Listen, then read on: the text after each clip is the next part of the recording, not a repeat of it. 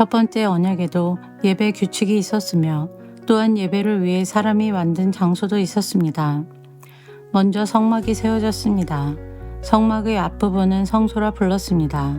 그곳에는 촛대와 빵이 놓여진 상이 있었는데 하나님을 위해 거룩하게 예비된 것이었습니다.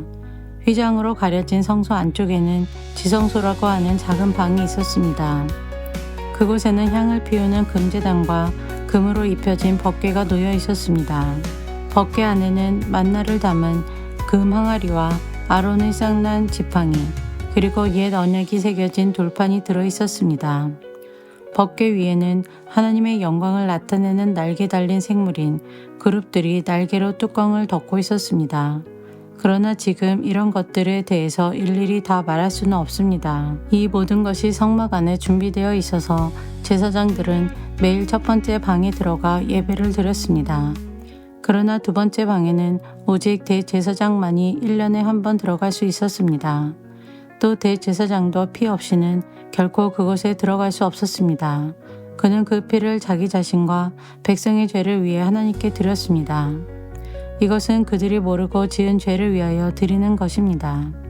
성령은 이것을 통해 옛 성막 제도가 그대로 남아있을 때는 지성소로 들어가는 길이 아직 열려있지 않다는 것을 보여주셨습니다. 이것은 현재를 위한 비유입니다.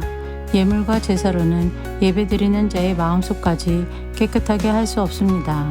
이것은 단지 먹고 마시고 여러 가지 몸을 씻는 등의 예식으로서 하나님의 새 법이 올 때까지만 적용되는 것입니다. 그러나 그리스도께서는 지금 우리가 가지고 있는 좋은 것들의 대제사장으로 오셨습니다. 그는 더 크고 완전한 성막에 들어가셨습니다. 그것은 사람의 손으로 지은 것도 아니며 이 세상에 속한 것도 아닙니다. 그리스도는 단 한 번 지성소로 들어가셨습니다.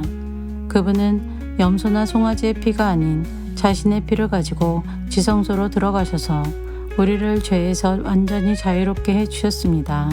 염소와 황소의 피와 암소의 죄를 부정한 사람에게 뿌리면 그 육체를 다시 깨끗하게 할 수 있습니다.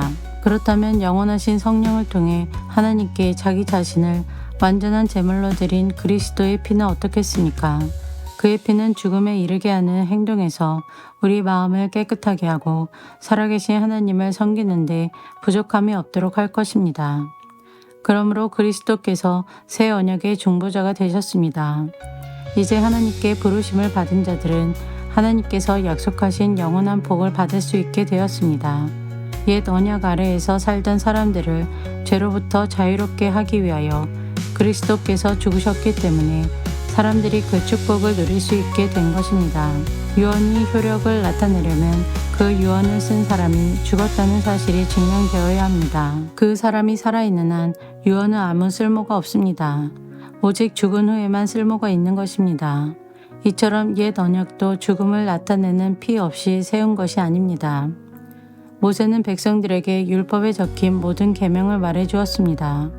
그리고 송아지의 피를 물과 함께 섞은 다음 붉은 양털과 의술처에 적셔서 율법책과 백성들에게 뿌렸습니다. 그리고 이것은 하나님께서 여러분에게 순종하라고 명령하신 언약의 피입니다. 라고 말했습니다. 모세는 성막과 예배에 쓰이는 모든 물건에도 그런 방법으로 피를 뿌렸습니다. 율법은 거의 모든 것이 피로써 깨끗해지며 피 흘림이 없으면 죄의 용서도 없다고 말합니다. 하늘에 있는 참된 것들을 모방한 이 땅의 모형은 동물의 피로 깨끗해져야 합니다. 그러나 하늘에 있는 것들은 더 좋은 제물이 필요합니다. 그리스도께서는 사람이 지은 지성소에 들어가지 않으셨습니다. 그것은 참된 것의 모형일 뿐입니다.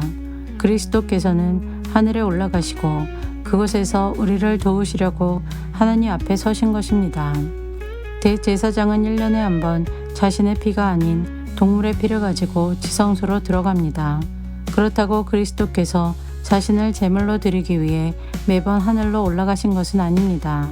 만일 그래야 한다면 그리스도께서 세상이 창조되었을 때부터 고난을 자주 받으셔야 했을 것입니다. 그러나 그리스도께서는 단 한 번 오셔서 자신을 제물로 드림으로 모든 죄를 깨끗하게 하셨습니다. 사람들은 모두 한 번은 죽습니다. 죽은 후에는 심판이 우리를 기다립니다. 그렇기 때문에 그리스도께서는 자신의 몸을 한 번에 들여 많은 사람의 죄를 없애주신 것입니다. 그리스도께서는 다시 오실 것입니다. 그때는 죄를 없애기 위해서가 아니라 그리스도를 기다리는 자들에게 구원을 주기 위해 오시는 것입니다.